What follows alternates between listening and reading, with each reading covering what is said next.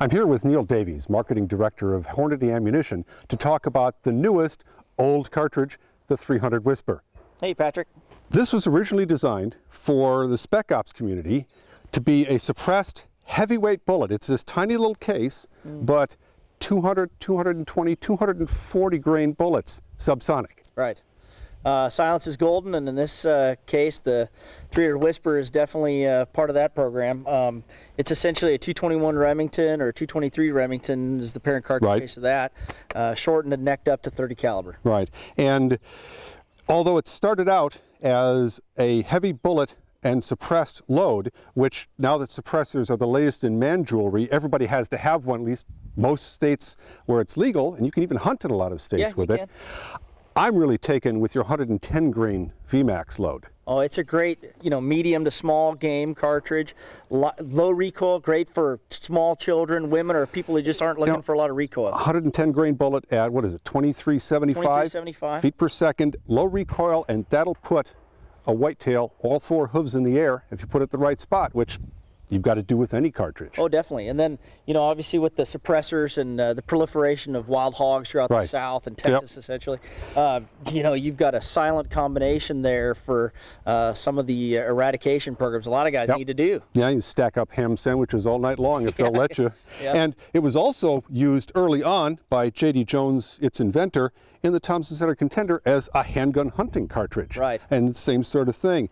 One of the big advantages of the 300 Whisper is that it goes into an almost unmodified AR-15. Basically, you change the barrel. Yeah, it's exactly the same magazine. You don't have to change the followers. And when I heard about this cartridge, I grabbed a rifle I had on the rack, I got a barrel from JD, put the barrel into my rifle, and there it is. Yeah.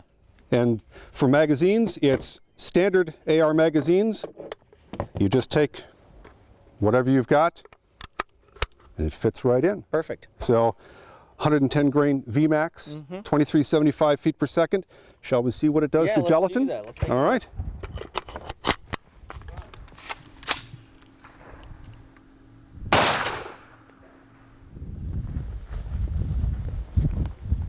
Oh, wow. That is impressive. Looks good. Let's take a look here, see what we got.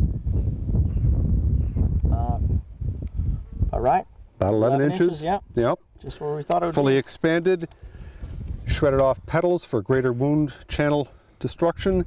And my mother always wanted me to be a surgeon. I just don't think she would, be all that impressed at my skill at extracting bullets from gelatin, but wow. There you go. I mean, this it's a 110 grain VMAX bullet. Yep.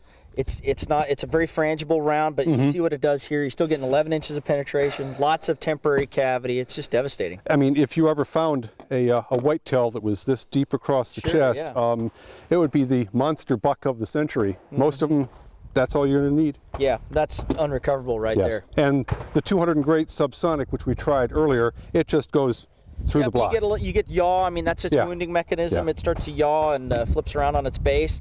Gives you a lot of penetration. At 1,000 feet per second, it's really hard to get a bullet that's going to expand. But as I understand, you guys are working on it. Yeah, there's potential for that too. Oh, good, good. 300 Whisper, a great light deer hunting cartridge. And for those of you who have suppressors and short-barreled rifles, subsonic ammunition, be the envy of the guys at your club.